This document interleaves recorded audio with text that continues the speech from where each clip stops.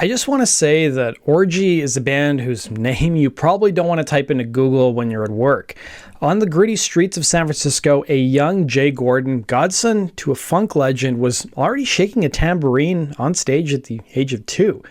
He was unaware that his musical destiny would later shake up the music scene by the late 90s.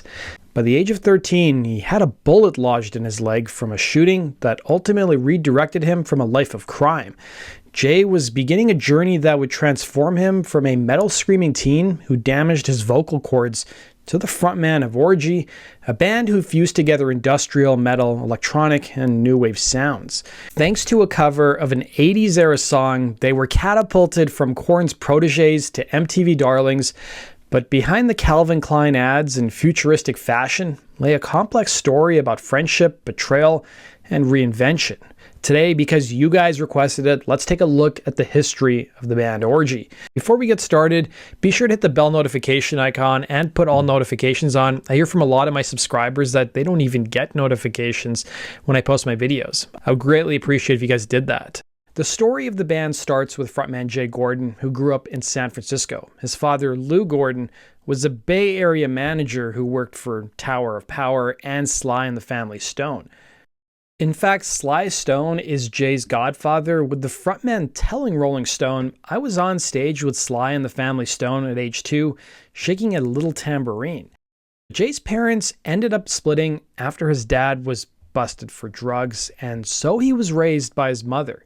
It wasn't out of the ordinary for Jay to run away from home every now and then, with him admitting to Rolling Stone, "Once a week for 15 minutes, I'd go home as soon as I got hungry. I didn't want to be a trick on Santa Monica Boulevard.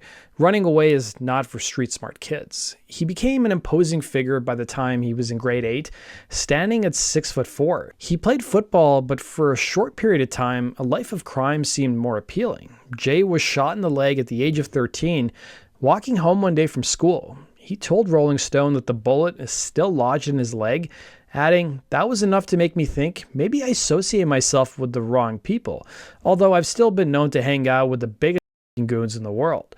Following this realization, Jay developed a passion for heavy metal, clandestinely attending live performances like Metallica's 1982 show at San Francisco's iconic venue, The Stone.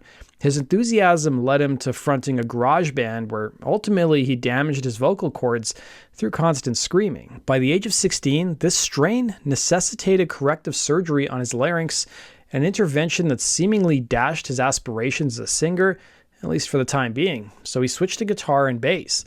It was following high school he moved to Los Angeles and got into bands on the Sunset Strip, including Poison and Rat.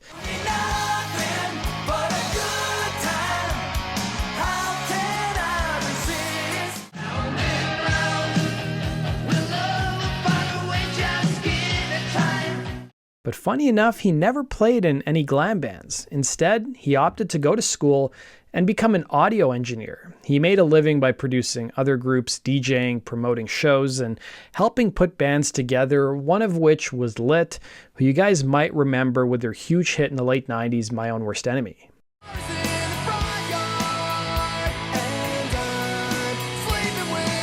You guys may have missed it, but I actually did a whole story on the band's career. The link is down below.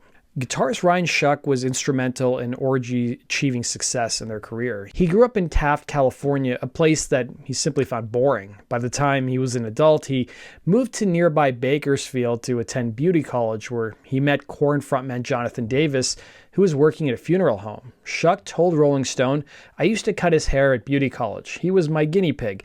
The pair eventually collaborated musically, with them playing in the group Sex Art, which saw them come up with the song Blind, that was later released as a single by Korn on their 1994 self-titled debut record.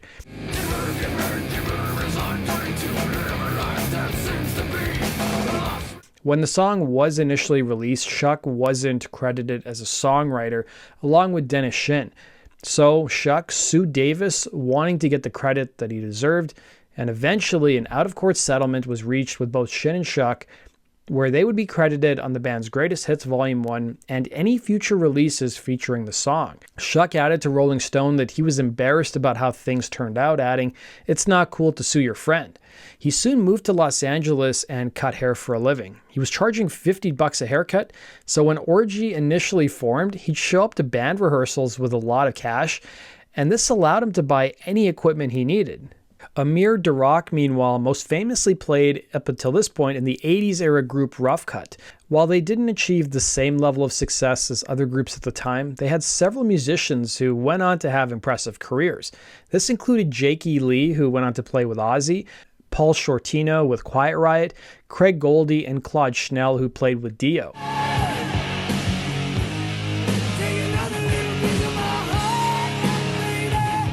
Durock soon after Rough Cut got into DJing and producing. Orgy's drummer Bobby Hewitt, meanwhile, was married to a porn star named Shane, who financially supported him while he was playing in a group called Electric Love Hogs that drew some comparisons to Red Hot Chili Peppers. Meanwhile, their bassist Paige Haley was painting houses before Orgy formed. It was now 1997, and Gordon felt ready to get behind the microphone and reached out to some of his friends in Los Angeles' music scene to help him craft some demos. These sessions resulted in the formation of Orgy, and one of the first songs they came up with was titled Stitches.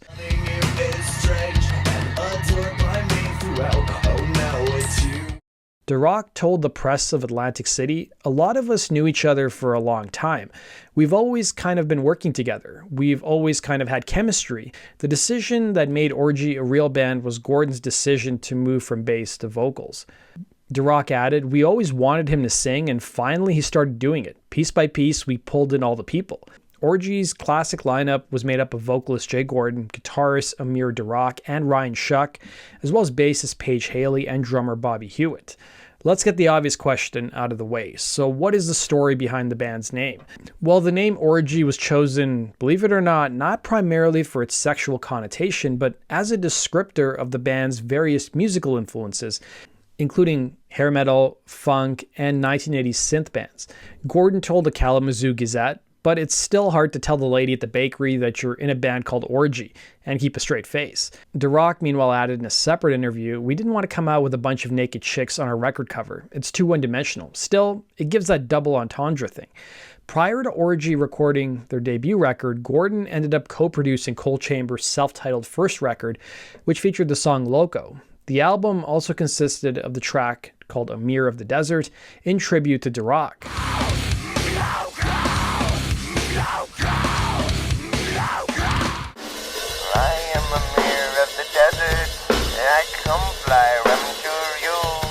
Gordon remarked how he wanted to get some production under his belt prior to Orgy hitting the studio. It was Orgy's demo that caught the attention of Korn's Jonathan Davis, who didn't seem to harbor any ill will about the lawsuit with Shuck. Korn had since established their own label called Elementary, and Orgy were the first band the company signed. Keep in mind that the guys in Orgy by this point in their career were on the older side, having played in the music scene for about a decade, so they were mostly in their 30s. The band soon retreated to Nevada, setting up shop at a house in Lake Tahoe to record their debut record, Candyass. It was a giant party. The band invited the entire town to party at their house, and they caused a good deal of destruction. Hewitt abandoned a car in the snow, he threw furniture off the balcony, and the band even destroyed the house that they were staying at. The album's name was said to have been inspired by a drag queen that they met at a party. Durock told the Waste Some Time with Jason Green podcast that himself and Gordon used to go out and dressed up androgynously, and they were at a party one night in Hollywood. They met somebody who introduced themselves as Candyass, and they became fast friends. They also felt like the name was poking fun at themselves as well. One of the songs the band recorded for Candyass was a cover of New Order's 1983 hit Blue Monday. How does it feel to treat me like you? How does it feel to treat me like you do? but how did the band come up with the idea to cover the song? Well, DeRock told the Boston Globe how him and Jay were one day CD shopping in Lake Tahoe. DeRock asked a record store employee if they had any new order CDs, to which they responded that they did. He then asked, "Do you have the one with Blue Monday?" And they did. And DeRock remarked to Jay that it would be a good idea for them to cover the song. They bought the CD, took it back to their house, and everyone concurred with the idea of covering the tune. DeRock added how the original was more dance-oriented and one-dimensional, adding how Orgy added more dynamics to it, in addition to having the lyric "How Does It Feel" sound much bigger than the original.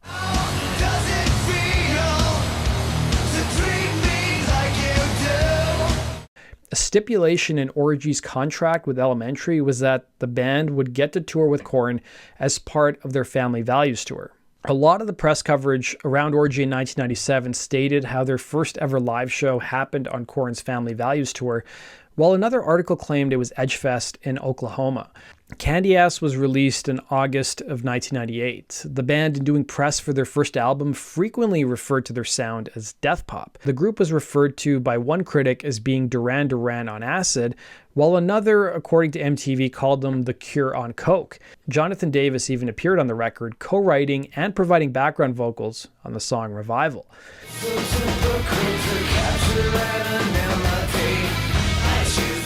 According to Billboard magazine, Candyass was sold at what they called a development artist price of $11.99, making it more attractive to prospective buyers. Also, those who bought the first 100,000 copies of Korn's new album at the time, Follow the Leader, received a free sampler of Orgy's music. In addition to this, Billboard also highlighted that both MTV and rock radio greatly helped the band, in addition to, of course, the Family Values tour.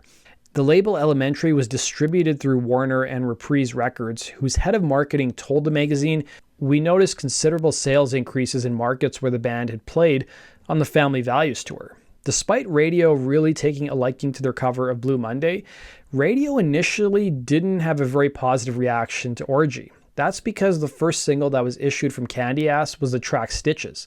The song was written about one of Gordon's relationships, and he admitted to Mike Z that he initially wrote the song for Sugar Ray. He was working as part of a writing group and was told that Sugar Ray was looking for songs, but by the time he came up with Stitches, Sugar Ray had wrapped up writing on their album at the time. Stitches was a commercial flop when it was initially released, not even charting.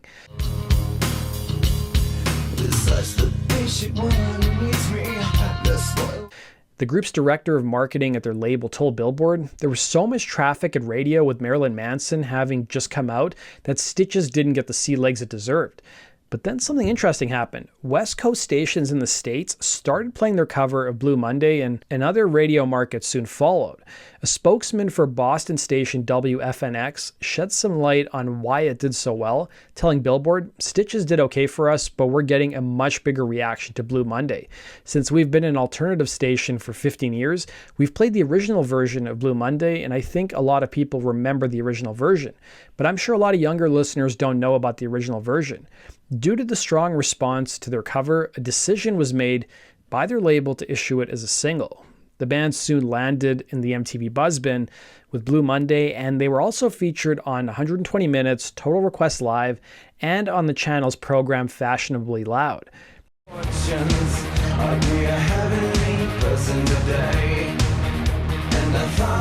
Their cover of Blue Monday peaked at number 56 on the Hot 100 chart. Meanwhile, it peaked at number 4 on the Alternative Airplay chart and number 18 on the Mainstream Rock Tracks chart. It even topped the Hot Dance Music chart. Tell me how do I feel?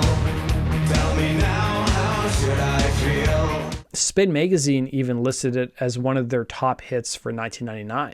Despite Orgy's newfound success, they did receive some backlash for becoming successful thanks to a cover. Some called the band a one-hit wonder, with DeRock telling the Boston Globe, "When it starts too good, everybody wants to say, well, you guys had it too easy. It's always like that." Then in January 2000, Spin Magazine interviewed Buck Cherry vocalist Josh Todd and guitarist Keith Nelson, who didn't speak very highly of the song, likening it to a Nine Inch Nails ripoff and calling the sound mechanical. Even the Chemical Brothers slammed the group's cover as well. But Orgy did have a big defender in Stone Temple Pilots frontman Scott Weiland, who sang the group's praises around this time. Despite some criticism being sent their way, the members of Orgy were actually surprised that they didn't get more backlash against their cover. Due to the success of the cover, the label reissued Stitches, which finally charted, with it peaking at number 18 and 38 on the alternative airplay and mainstream rock tracks chart.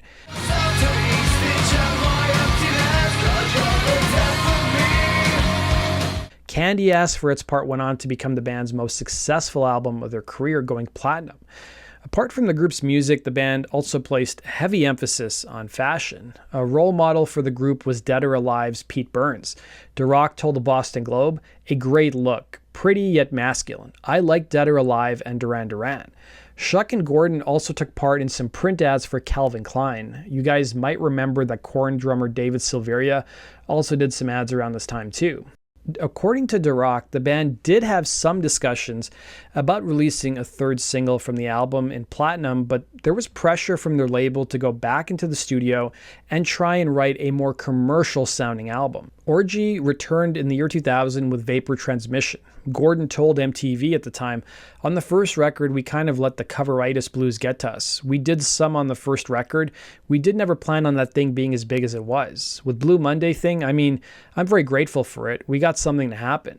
He also took time to point to the song Fiction as combining modern rock influences with 80s-style British new wave. The songs were all based on real-life situations mixed with fantasy, with Orgy's members in several interviews referring to Vapor Transmission as being a more cinematic and arena rock record.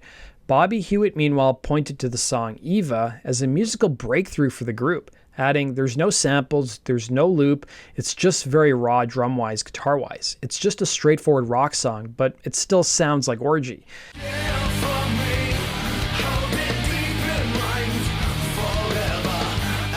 The first single, Fiction, peaked at number 6 and 38 on the alternative airplay and mainstream rock tracks chart. Opticon, meanwhile, peaked at number 26 and 25 on the same charts.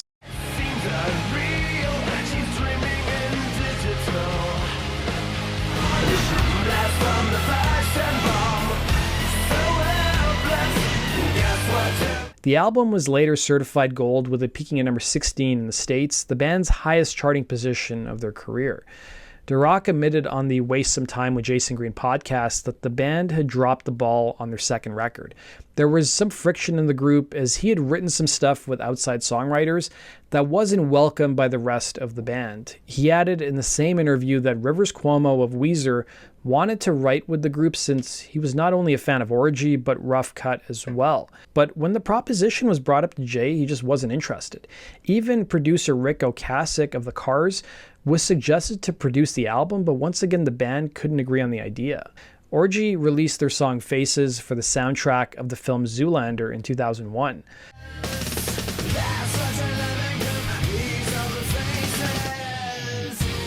The band also made a television appearance as a musical guest on the series Charmed, performing Opticon in the episode San Francisco. So this is a pretty interesting band. What's her name? Orgy.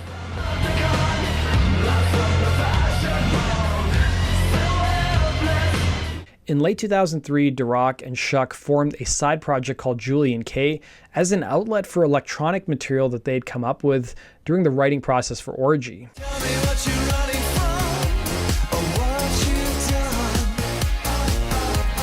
Jay Gordon, meanwhile, got a chance to remix Linkin Park's track Points of Authority for their album Reanimation. Orgy began working on their third album by mid to late 2002. However, the recording process was delayed, and the band eventually left Reprise Records and Elementary. DeRock explained the split, stating, "We just couldn't get it together with them to get the record going, and they weren't dropping us. So we finally managed to get out of the contract and got the stuff that we had already recorded." The guitarist even added that he wasn't a fan of the record, giving it a thumbs down.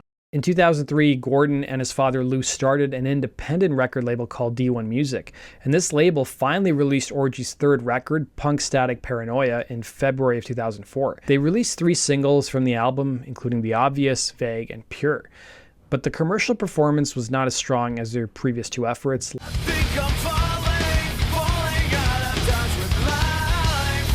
was following the touring cycle for Punk Static Paranoia, Orgy went on hiatus in 2005. During this period, various band members pursued side projects like Julian Kay, which I had previously mentioned, and DeRock and Shuck also teamed up with Linkin Park's Chester Bennington for the group Dead by Sunrise.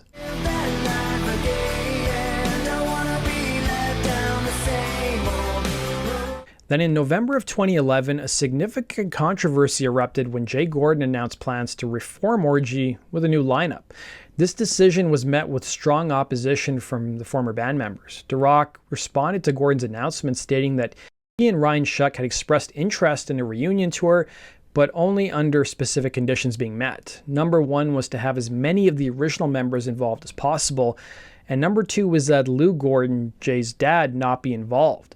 Shuck was more critical, though, comparing Gordon's move to that of Guns N' Roses frontman Axl Rose, adding, "Orgy, the actual band Orgy, is not okay with this new Orgy thing.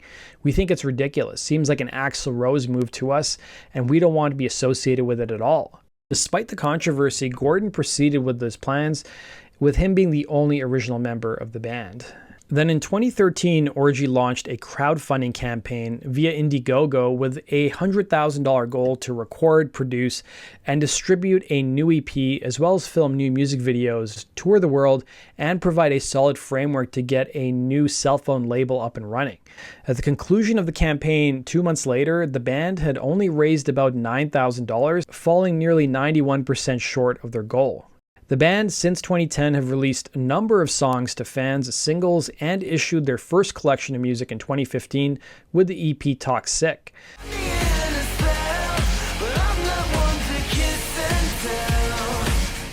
Then in May of 2023, Orgy faced some criticism for their performance at the Sick New World Festival in Las Vegas. The band was accused of using backing tracks, with some audience members and online commentators pointing out the moments where the live performance didn't seem to match the audio. That does it for today's video, guys. Thanks for watching, and we'll see you again in Rock and Roll True Story. Take care.